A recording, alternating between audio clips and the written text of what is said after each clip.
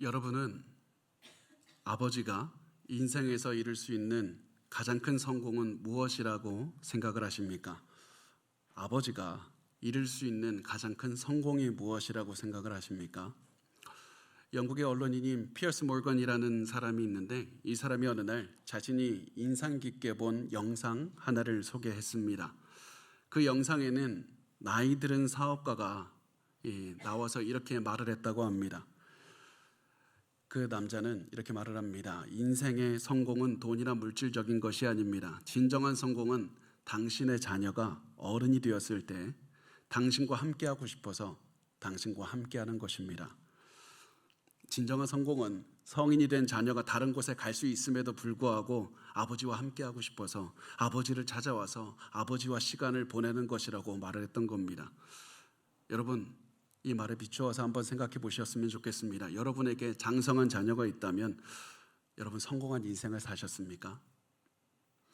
여러분에게 아직 성장하는 자녀가 있다면 여러분 이대로 그냥 살면 성공하는 인생을 살 수 있겠습니까?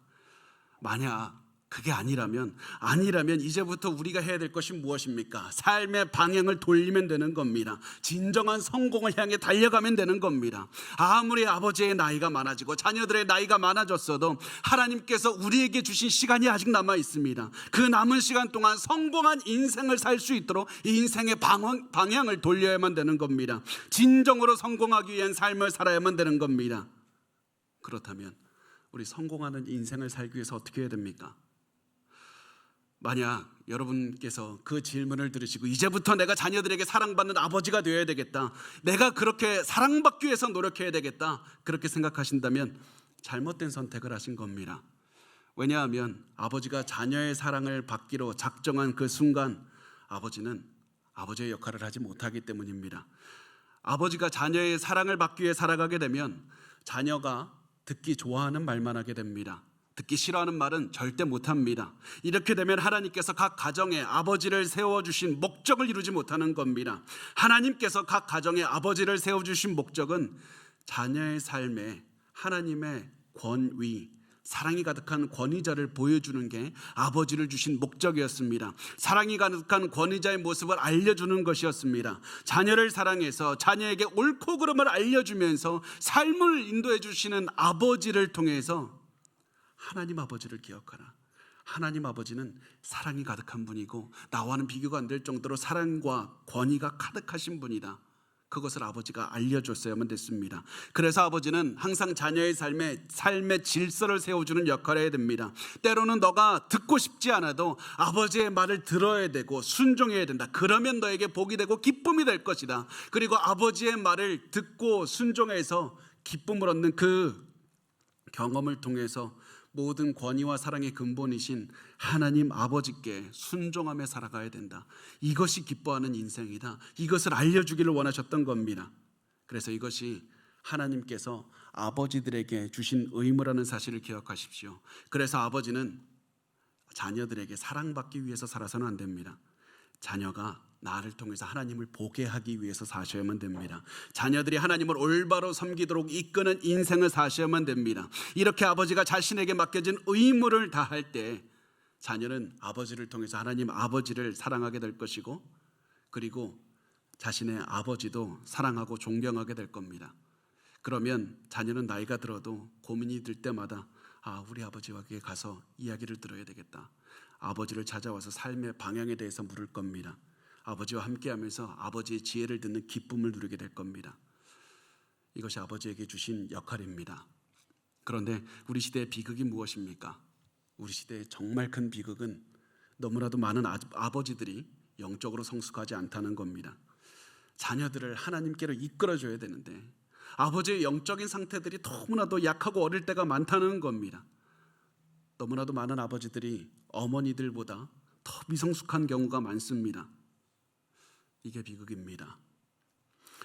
이런 말을 들으면 아버지들은 이야기를 합니다. 내가 먹고 살기 위해서 바쁘게 살다 보니까 시간이 이렇게 지났습니다. 저 그래도 열심히 살았습니다. 나 가정에 돈 많이 벌어 주었습니다. 나 가정에 여행 잘 다니게 해줬고 나 아이들이 원하는 거 다 갖게 해줬습니다. 나 이 정도면 내가 할 일 다 한 것 아닙니까? 이 정도면 나 인정해 줘야 되는 것 아닙니까?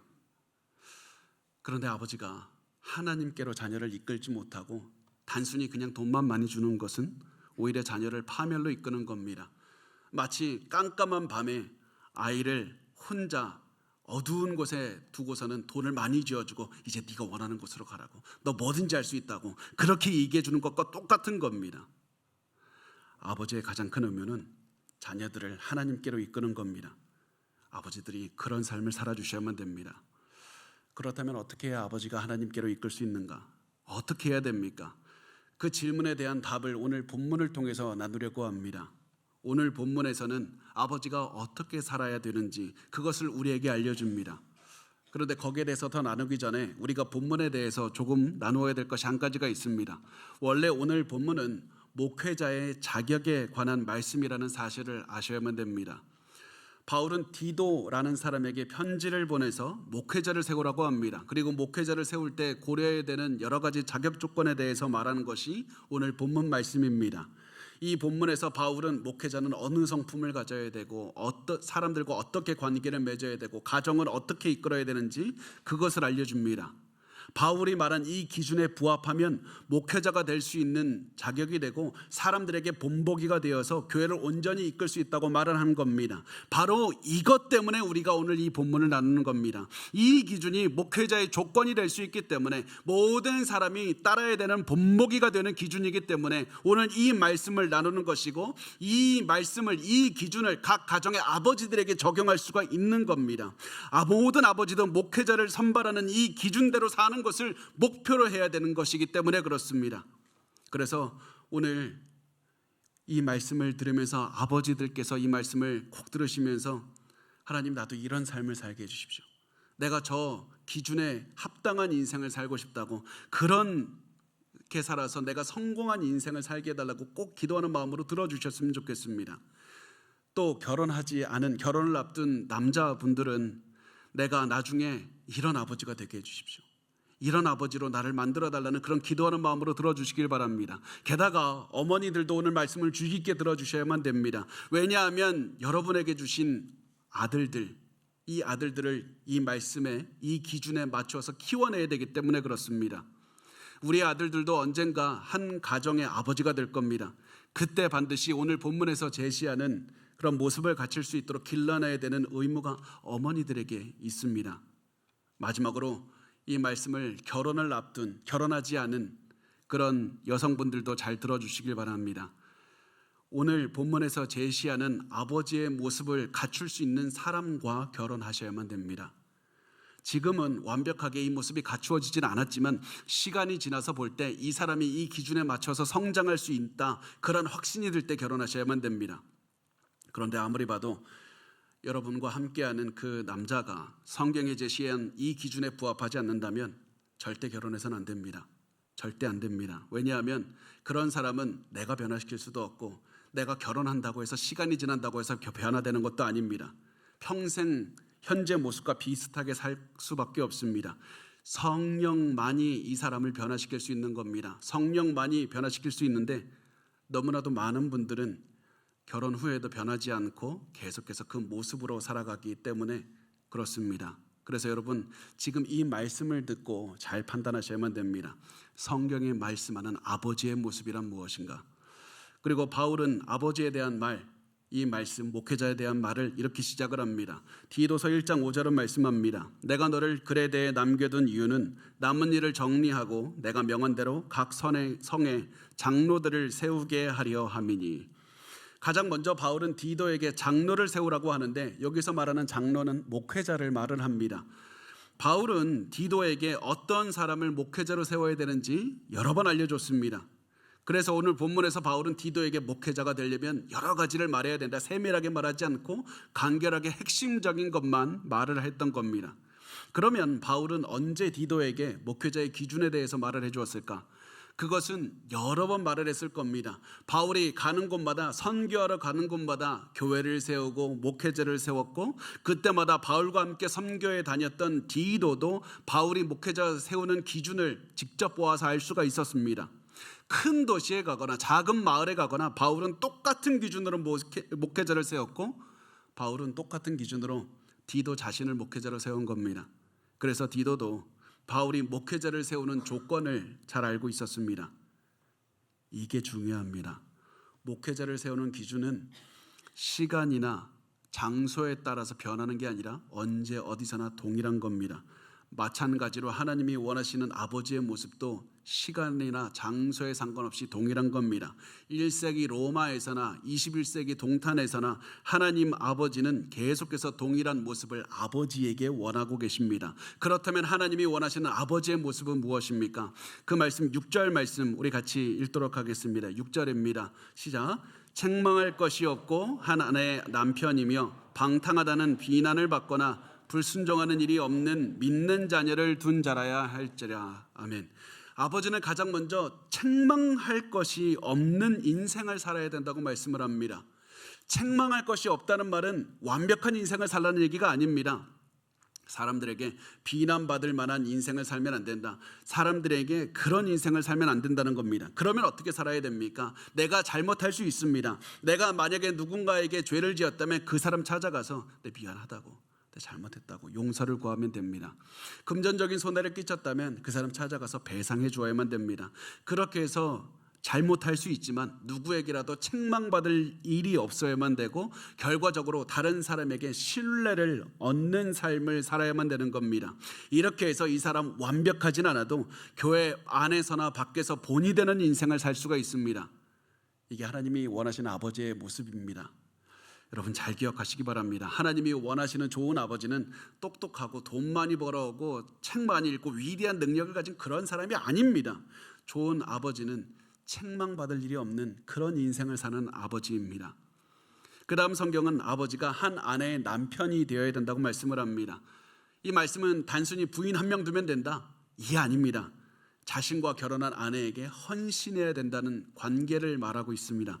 하나님께서 주신 아내와 화목하게 살면서 자녀에게 아름다운 부부의 모습을 보여주는 게 아버지의 모습입니다. 또 아내를 사랑하기 때문에 아내에게는 다른 걱정할 것이 없습니다. 자녀에게만 사랑을 쏟을 수가 있도록 돕는 게 아버지의 역할입니다. 그래서 아버지가 자식에게 해줄 수 있는 최고의 선물은 자신의 아내를 최선을 다해서 사랑하는 겁니다. 아버지는 한 아내의 남편이어야만 됩니다. 그러면 남편은 아내를 어떻게 사랑해야 됩니까? 세상 사람들은 말합니다. 사랑은 감정이다. 뜨겁게 사랑하면 된다. 그러나 성경은 말씀합니다. 성경이 말하는 사랑은 희생과 헌신입니다. 내 가슴 속에 감정이 어떠한 감정이 생기든지 상관없이 아내를 바라보고 끝까지 희생하고 아내의 필요를 채우기 위해서 자신의 전부를 주는 것, 이게 아버지가 보여야 되는 사랑의 모습인 겁니다. 그 다음 성경은 좋은 아버지는 믿는 자녀를 둔 사람이라고 말씀을 합니다. 믿는 자녀를 두었습니다. 좋은 아버지는 자녀들이 예수 그리스도를 믿도록 이끄는 역할을 하는 사람인 겁니다.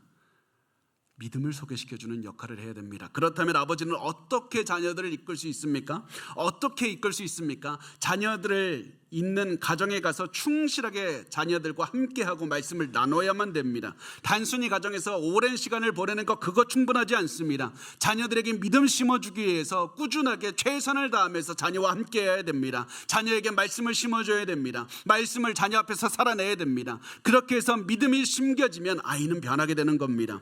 자녀들이 다른 사람에게 칭찬을 받게 될 겁니다. 믿음이 있는 자녀들은 사람들의 사랑을 받게 될 겁니다. 그래서 아버지는 자녀들에게 복음을 알려주어서 바울이 말한 것처럼 자녀들이 비난받지 않게 하고 부모에게 불순종하지 않도록 이끌어주는 겁니다.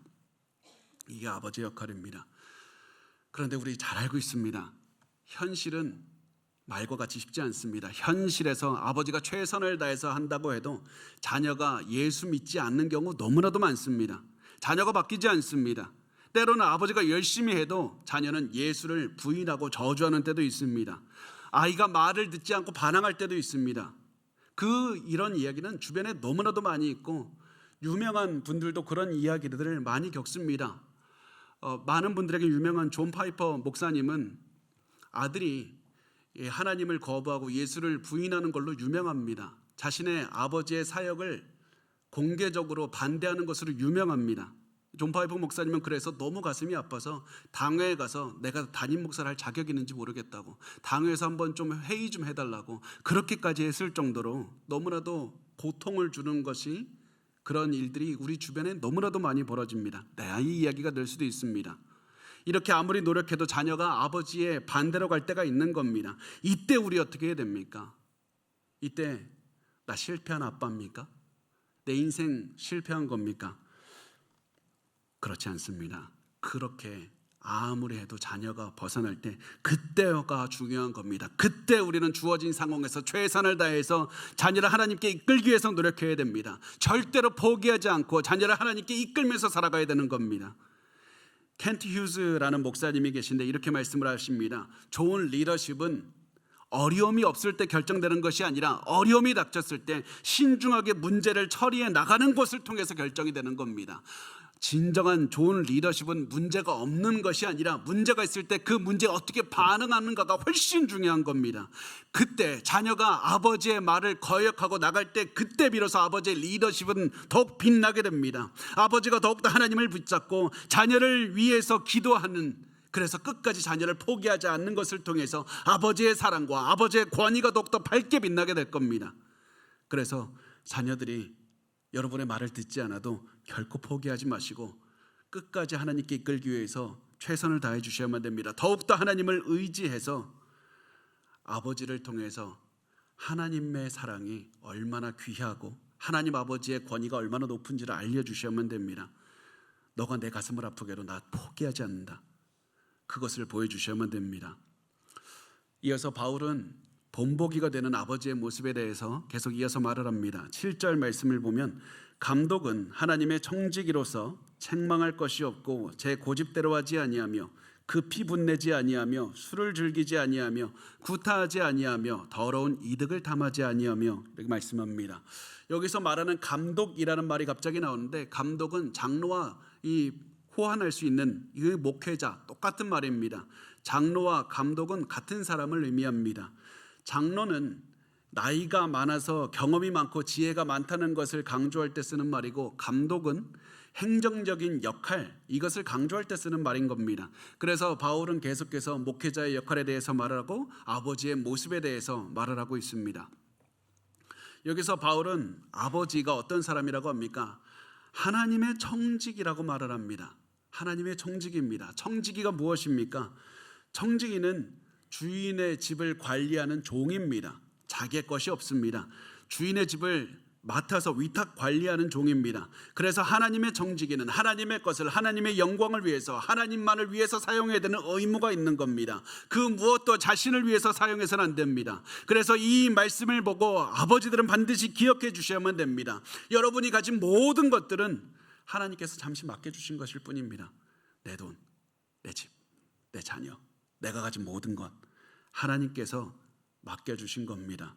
그래서 아버지들은 자신의 가정을 내가 원하는 대로 이끄는 것이 아니라 하나님께서 원하시는 대로 이끄셔야만 됩니다. 자녀들을 나에게로 이끄는 것이 아니라 하나님께로 이끌어 주셔야만 됩니다. 하나님의 뜻을 따라서 자녀를 이끌고 하나님이 원하시는 대로 자녀를 성장시켜야 되는 의무가 있는 것이 아버지들의 바로 의무라는 사실입니다. 그 다음에 바울은 또다시 영적 리더에 대해서 책망할 것이 없어야 된다고 말씀합니다. 이것이 얼마나 중요하면 책망할 것이 없어야 된다는 말을 또다시 강조하는 겁니다. 그런데 이번에는 좀 다릅니다. 책망할 것이 없다는 게 구체적으로 어떠한 삶의 모습인가? 책망할 것이 없이 살면 어떻게 살아야 되는가? 첫 번째, 바울은 책망할 것이 없는 아버지는 자기 고집대로 하지 않는다는 것을 말씀을 합니다. 자기 고집대로 하지 않습니다. 고집을 피운다는 것, 고집스럽다는 것, 이 말은 다른 사람의 말을 듣지 않는 겁니다. 자기가 원하는 대로 자기 중심적으로 산다는 겁니다. 다른 사람의 의견은 상관없이 내가 원하는 것이기 때문에 고집이 센 아버지는 가정과 연합하지 못하고 결국 분열하게 됩니다. 다투게 됩니다. 분명히 가족은 아버지를 존중해야 됩니다. 따라야 됩니다. 그렇지만 그렇다고 해서 아버지가 자신이 원하는 대로 이끌어서 자신이 원하는 대로만 이끌어서 된다는 것은 아닙니다. 오히려 아버지는 종의 자세로 섬기는 리더십을 보여주셔야만 됩니다. 왜냐하면 그게 예수 그리스도의 리더십이었기 때문에 그렇습니다. 아버지는 자신의 뜻을 무조건 관철시키는 사람이 아니라 사랑과 권위로 가정을 하나님께 이끄는 사람이기 때문에 그렇습니다. 둘째, 책망할 것 없는 인생은 급히 분내지 않습니다. 급히 분내지 않는다는 말은 아버지는 쉽게 분노해서는 안 된다는 겁니다. 쉽게 분노해서는 안 됩니다. 그렇다면 어떤 아버지가 쉽게 분노합니까? 평소에 분노가 있는 사람은 조금만 마음에 들지 않는 것이 생기면 쉽게 분노합니다. 그러면 왜 평소에 분노를 가지고 살아갑니까? 평소에 하나님의 은혜를 체험하지 못하기 때문에 그렇습니다. 내가 죄인이고 내가 용서받았다는 이 감격이 없기 때문에 그렇습니다. 내가 용서받아서 모든 것이 내게 주신 선물이 아니라 이거 내가 이뤘다, 내가 견뎠고 내가 모든 것을 성취했다, 그러니까 내 생각이 옳아, 나 이 정도면 내가 받을 권리가 있다, 나 자격이 있다, 이렇게 생각할 때 우리가 고집이 생기게 되는 겁니다. 내가 어떻게까지 여기에 오게 됐는지 알아? 내가 내 가정 지키고 자식들 먹여 살리기 위해서 내가 지금까지 어떠한 고생을 했는지 아냐고, 이렇게 생각하면 고집이 생기게 됩니다. 그렇지만 여러분이 가지고 있는 모든 것은 하나님의 선물입니다. 내가 노력해서 이룬 것이 아니라 하나님께서 다 주신 선물인 겁니다.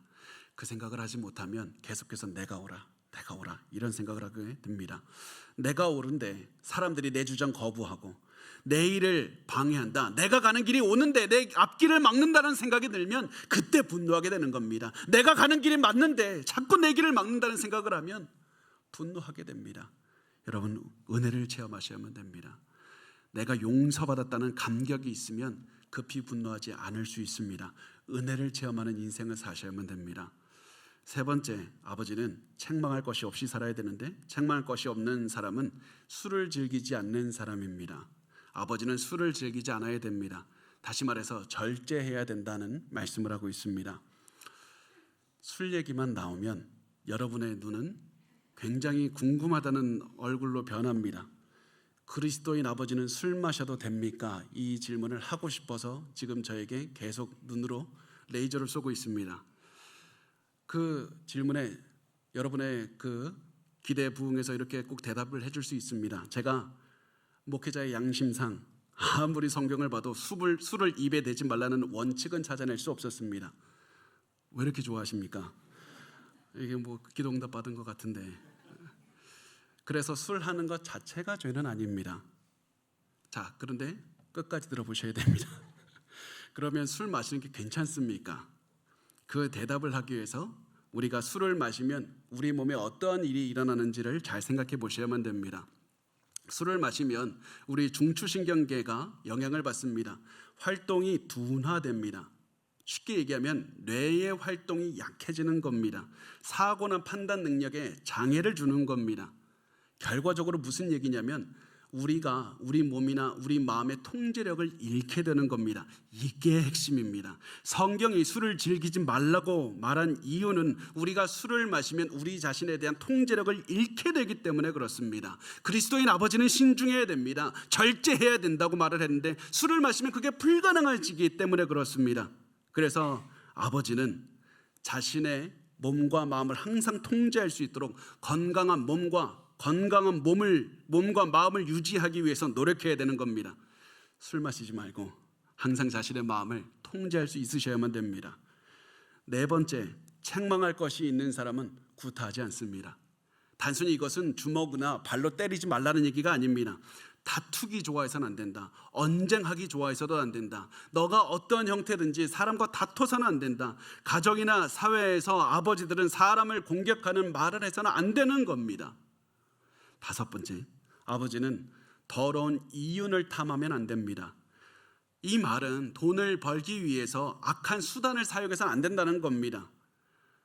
여러분, 오해하지 마십시오. 크리스찬들 부자 되면 좋습니다. 부자 되지 말라는 얘기가 절대 아닙니다.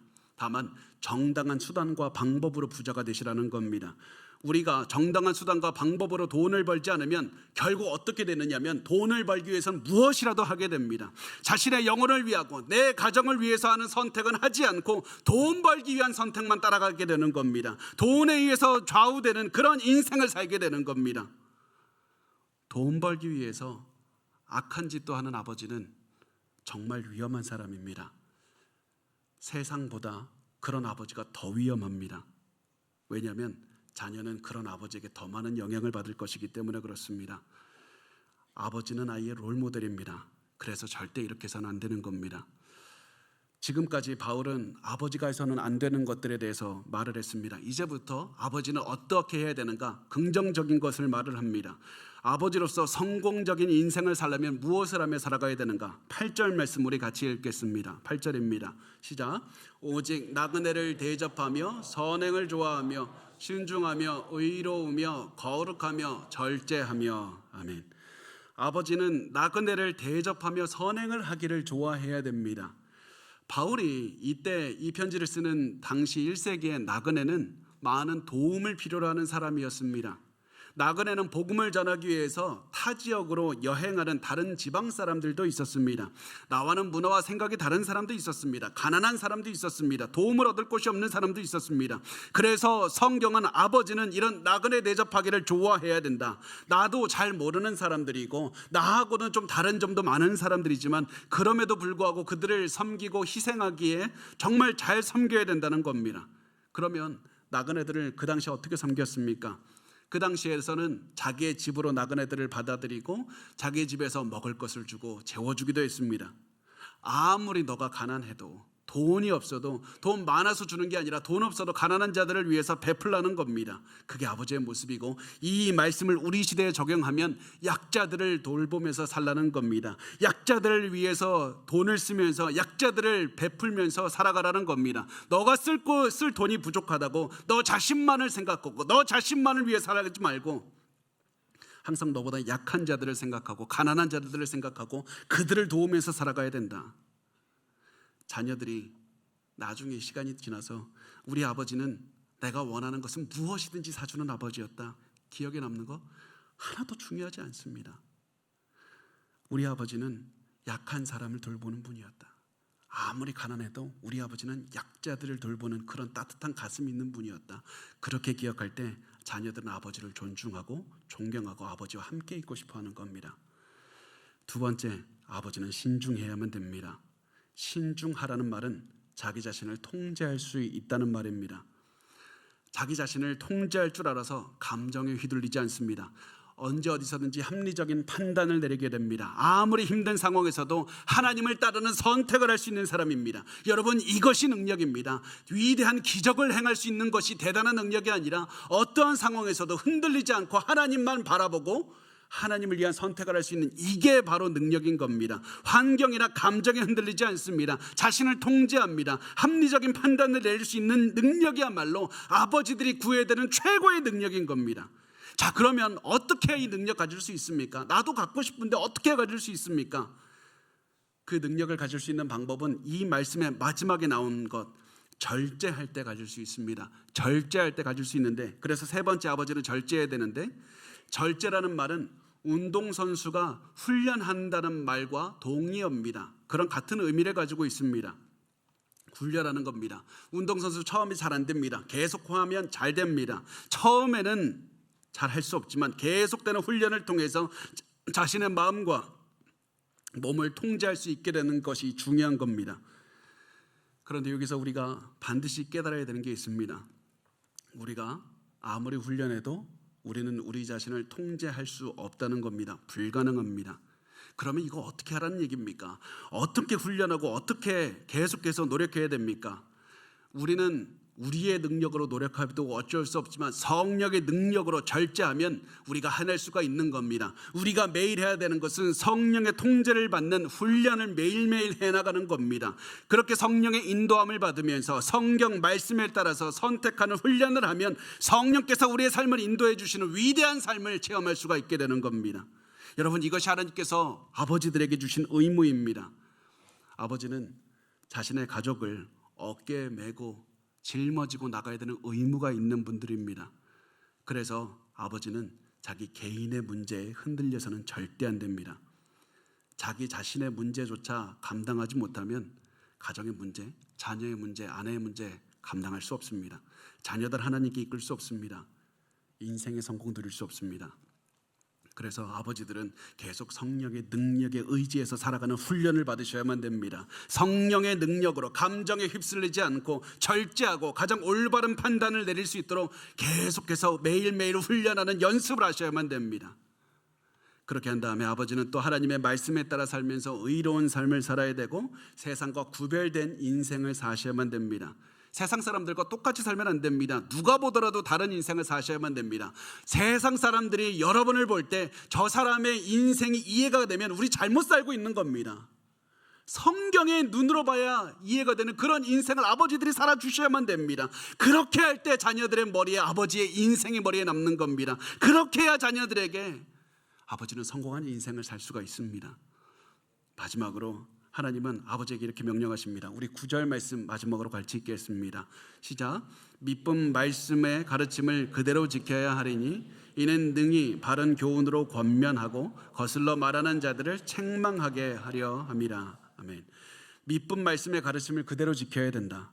아버지는 복음의 메시지를 지키면서 살아내야 된다는 겁니다. 복음의 메시지를 스스로 알고 그 메시지대로 인생을 살아내야 된다는 겁니다. 왜냐하면 자녀들이 아버지의 삶을 보고 있기 때문에 그렇습니다. 아버지가 위선적으로 사는지 말씀대로 살아가는지 주의 깊게 자녀들은 관찰하고 있습니다. 그렇게 관찰한 다음에 자녀들은 아버지를 따라갈지 말지 선택할 겁니다. 왜냐하면 자기 자신이 가장 중요하다고 말한 것조차 지키지 못하는 아버지의 말을 따를 자녀는 존재하지 않기 때문에 그렇습니다. 아무리 복음이 중요하다고 말해도 아버지가 가정에서 복음을 무시하는 인생을 살아가는 모습을 볼 때 자녀들도 복음을 무시할 뿐만 아니라 아버지의 뒤를 따르는 것도 포기하고 전혀 반대로 가게 될 겁니다. 왜냐하면 아버지들을 자녀들은 따라가고 싶기 때문에 그렇습니다. 따라가고 싶은데 아버지가 그 길로 인도해 주지 않으면 분노해서 반대로 가는 겁니다. 아버지의 반대의 인생을 살아가게 되는 겁니다. 자녀들은 자신들에게 희망을 주는 아버지라는 리더를 원합니다. 그 리더를 따라가기를 원합니다. 아무리 어려운 산도 저 높고 험한 산도 나와 함께라면 갈 수 있다. 함께 가자 말해주는 리더를 원하고 그 리더가 아버지이기를 원합니다. 그런데 아버지가 그렇게 살지 않기 때문에 자녀들은 자신에게 희망을 주는 다른 리더를 따라가는 겁니다. 그리고 그때 자녀들의 인생에서 비극은 시작이 됩니다. 그렇다면 하나님께서 자녀들을 이렇게 이끌게 하는 목적이 뭡니까? 하나님께서는 아버지들이 이렇게 살게 하는 궁극적인 목적이 무엇입니까? 바울은 바로 두 가지에 대해서 말을 합니다. 이렇게 사는 목적, 첫 번째, 자녀들을 바른 교훈으로 권면하기 위함이라고 말을 합니다. 다시 말해서 자녀들에게 진리를 전달하기 위해서, 복음을 전달하기 위해서 너희는, 아버지들은 이렇게 살아야 된다는 겁니다. 아버지가 가슴에 품고 있는 가장 소중한 말씀, 복음을 전달하기 위해서 최선을 다해 살아내야 된다는 겁니다. 이것을 보고 아버지들이 깨달아야 되는 것은 여러분이 복음을 머리로 가슴으로 알아야 된다는 겁니다. 아버지는 복음을 알고 자녀들에게 복음을 설명할 수 있는 사람이 되어야만 됩니다. 자녀들에게 너희는 내 인생을 보고 복음의 능력을 체험해야 된다. 예수 그리스도의 사랑과 능력을 나를 통해서 체험하라. 구원의 복음을 알아야 된다. 그 복음이 나 죽어야 되는데 나 살렸다. 이러면서 자녀들에게 복음을 전파해야 됩니다. 그렇게 할 때 자녀들의 복음의 능력을 체험할 수 있는 것이고, 그렇게 할 때 복음을 전하는 아버지를 사랑하고 아버지를 존경하는 겁니다. 여러분 꼭 아셔야 되는 게 있습니다. 굉장히 많은 경우에 담임 목사의 영적인 깊이에 따라서 많은 교회 성도들의 영적 깊이도 결정됩니다. 담임 목사가 영적으로 얕으면 탁월한 성도 소수를 제외하고는 굉장히 많은 성도들이 담임 목사보다 더 영적으로 깊어지지 못합니다. 왜냐하면 담임 목사가 더 깊은 곳으로 이끌지 못하기 때문에 그렇습니다. 더 깊은 곳이 있다는 사실을 모르고 살아가기 때문에 그렇습니다. 그래서 저는 항상 더 깊은 영성을 얻기 위해서 최선을 다해서 살아갑니다. 마찬가지로 자녀들의 영적인 깊이도 굉장히 많은 경우에 부모님의 영적 깊이에 따라 결정이 됩니다. 부모보다 더 깊은 영성을 가진 자녀들 많이 있습니다. 그렇지만 너무나도 많은 경우에 부모가 영적으로 부족하면 자녀들도 부모보다 더 깊이 가지를 못합니다. 부모님이 자녀의 영적 수준을 더 이끌고 가지 못하기 때문에 그렇습니다. 그래서 부모님들이, 특히 아버지들이 영적인 돌파, 영적인 깊이를 체험하셔야만 됩니다. 아버지들이 바른 교훈인 복음을 가르칠 수 있어야 되고, 복음에 대한 체험을 있어야 되고, 복음에 대한 체험을 나눌 수 있어야만 됩니다. 그렇게 할 때 자녀들은 더 깊은 복음의 능력을 체험할 수 있을 뿐 아니라 어떤 어려움도 하나님의 능력으로 이겨낼 수가 있을 겁니다. 이렇게 하나님의 말씀대로 살아가는 두 번째 목적, 바울은 말합니다. 거슬러 말하는 자들을 책망하게 하려 합니다. 거슬러 말하는 건 반대하는 자녀들의 말을 설득할 수 있습니다. 반박할 수 있습니다. 자녀들이 복음을 거부할 때 그 애들에게 복음을 설명해 주어서 회개하고 은혜를 체험하도록 이끌 수가 있는 겁니다. 그러면 자녀들이 반박할 때 어떻게 회개하도록 이끌 수 있습니까? 말로 설득하는 게 절대 아닙니다. 자녀들에게 말싸움에서 논리로 자녀들의 콧대를 납작하게 해주면 자녀들이 회개합니까? 그렇지 않습니다. 아버지는 몸으로 복음을 설명하는 겁니다. 무릎으로 설명하는 겁니다. 자녀를 위해 눈물로 설명하는 겁니다. 금식으로 설명하는 겁니다. 헌신으로 설명하는 겁니다. 이렇게 아버지의 인생을 통해서 자녀들의 마음에 감동을 주어야 자녀들의 마음을 회개로 이끌 수가 있는 겁니다. 이렇게 해서 자녀를 이끄는 것이 아버지에게 맡겨진 의무입니다. 이렇게 살 때 하나님은 아버지들이 인생에서 진정한 성공을 거두게 하셨습니다. 아버지들이 이룰 수 있는 가장 큰 성공, 자녀들이 여러분과 함께하고 싶어하는 그 성공을 주시는 겁니다. 다 성장한 자녀들이 다른 사람 만날 수 있고 나를 찾아오지 않을 수도 있지만 나 아버지와 함께하고 싶어서 아버지를 찾아왔습니다. 그 성공을 누리게 해주시는 겁니다. 여러분, 진정한 성공하는 인생을 사시기 바랍니다. 지금이라도 늦지 않았으니까 지금부터라도 성공하는 인생을 위해 달려가셔야만 됩니다. 그런데 어떤 분들은 이 말을 듣고 체념하면서 말씀할 겁니다. 저 최선을 다했는데 우리 가정 실패했습니다. 저 정말 열심히 했는데 내가 지금 보니까 내 아이들은 나를 멀리합니다. 저 최선을 다했는데 우리 가족 뿔뿔이 흩어졌습니다. 서로 관계가 좋지 않습니다. 우리 가족 이제 희망 없습니다. 제가 어떤 분이 이런 이야기를 하는 적을 들은 적이 있습니다. 한 이야기가 있는데 이 분이 실제로 자기 어렸을 때 겪었던 이야기라고 합니다. 8살 때였습니다. 이분의 아버지는 많은 소들을 키웠습니다. 이분의 아버지는 8살짜리, 이분이 소년일 때 8살짜리 때 이 많은 소 중에서 송아리 한 마리를 주면서 돌보게 하셨습니다. 암소에서 얻은 우유는 다 팔아버렸기 때문에 그 송아지에게는 분유를 먹여서 키웠습니다. 그래서 이 아들은 매일 그 송아지를 돌보기 위해서 하루에 2번씩 분유통을 가지고 와서 분유를 먹여서 키웠습니다. 그런데 어느 날 보니까 소년이 송아지가 아프다는 것을 깨닫게 됩니다. 그래서 이 소년은 아버지에게 말했어야 되는데 그냥 더 많은 분유를 줬습니다. 송아지의 건강이 염려가 되니까 어린 마음에 송아지가 헛간 밖으로 나오지도 못하게 했습니다. 그러다가 송아지가 갑자기 죽게 됐습니다. 소년은 너무 가슴이 아팠습니다. 그래서 계속해서 죽은 송아지 앞에서 무릎을 꿇고 울기 시작합니다. 그때 아버지는 아들에게 다가왔고 아버지를 본 아들은 이렇게 말했습니다. 아빠, 나 정말 최선을 다했는데 송아지가 죽었어요. 나 정말 최선을 다했는데 송아지가 죽었다고. 그 말을 들은 아버지는 대답합니다. 아니, 너 최선을 다하지 않았어. 너가 최선을 다했다면 나를 찾아왔을 거야. 너가 최선을 다했다면 아버지를 찾아왔을 거라고. 여기 있는 아버지들, 지금까지 열심히 달려오셨을 겁니다. 가족을 위해서 열심히 사셨을 겁니다. 그런데 많은 분들이 최선을 다하지는 않았습니다. 왜냐하면 최선을 다하는 것은 혼자 하는 게 아니라 하나님 아버지께 가는 것이기 때문에 그렇습니다. 여러분, 이제 하나님 아버지께로 가서 아버지들이 짓고 있는 그 모든 짐을 내려놓으시기 바랍니다. 하나님 아버지께서 이 자리에 있는 모든 아버지들의 마음에 안식을 주실 겁니다. 기뻐하게 하실 겁니다. 여러분 모든 가족이 모여서 기뻐하고 행복하게 살아가는 삶을 주실 겁니다. 아버지들이 원하는 그 진정한 성공 하나님께서 주실 겁니다. 그러니까 우리 지금 있는 모든 짐을 내려놓고 하나님 아버지께 가서 하나님, 내가 도움이 필요합니다. 나를 도와주시옵소서. 우리 그렇게 같이 기도하면서 하나님께 도움을 구하면서 사셨으면 좋겠습니다. 우리 그렇게 해서 진정한 성공을 누리는 삶을 살기를 바랍니다.